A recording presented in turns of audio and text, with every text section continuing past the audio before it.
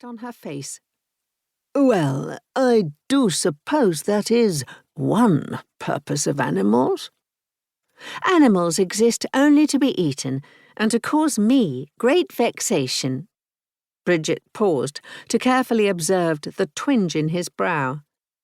Had she finally discovered his irritant? Whatever had left that fur on his sleeve clearly meant a great deal to him. Relief slunk through her tense muscles, and she leaned against the back of her chair in the drawing-room. Lord Chesham had been much more difficult to decipher than all the others. But now that she held the end of a thread, all she had to do was tug. "I care little for cats in particular," Bridget said, glancing once again at the tuft of fur on his sleeve. Only a cat could deposit such a pile of fluff. Any house I am mistress of in the future would have to be free of the detestable creatures. She met his gaze with a pensive expression. "One way or another." His throat bobbed with a visible swallow, and for the first time all evening his gaze flitted away from her face. Ah, so his cat was worth more than £20,000 to him. Bridget smiled, triumph rising in her chest. Lord Chesham's fingers twitched in his lap.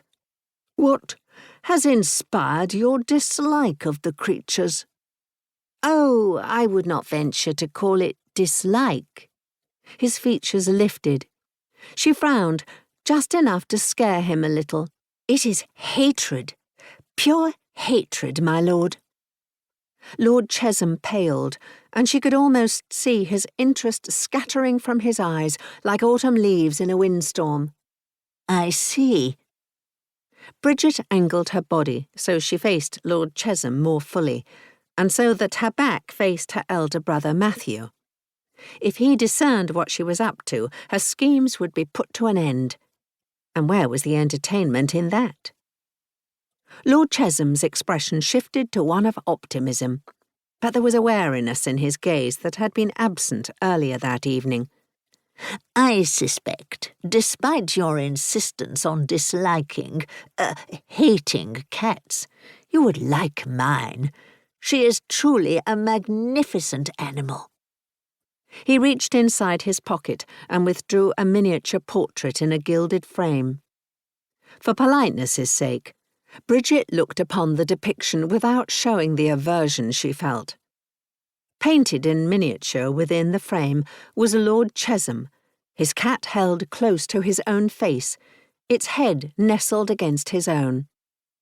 Both pairs of pale eyes stared ahead, and for a moment Bridget wondered if Lord Chesham and his cat were ever mistaken for one another.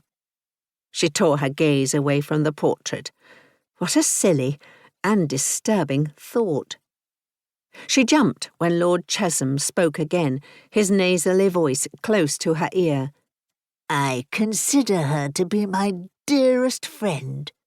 He gazed ardently at the portrait before, to Bridget's relief, he tucked it back inside his jacket.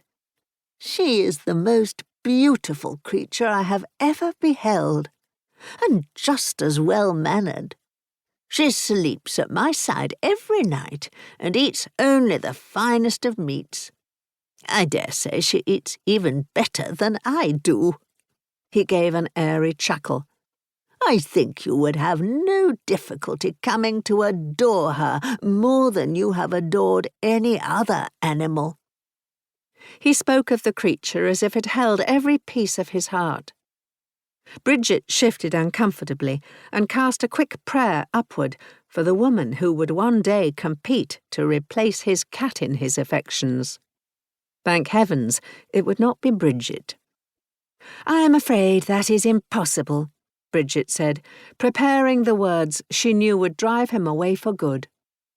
"If any animal were to claim such ardent affection from me, it would be a dog."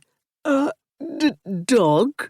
he gulped, averting his gaze once again. "Just the same, my lord.